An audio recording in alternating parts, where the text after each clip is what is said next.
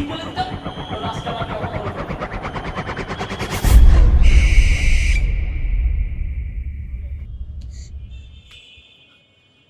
বাবারে, বাবারে, তুই কি করতেছস বাবা?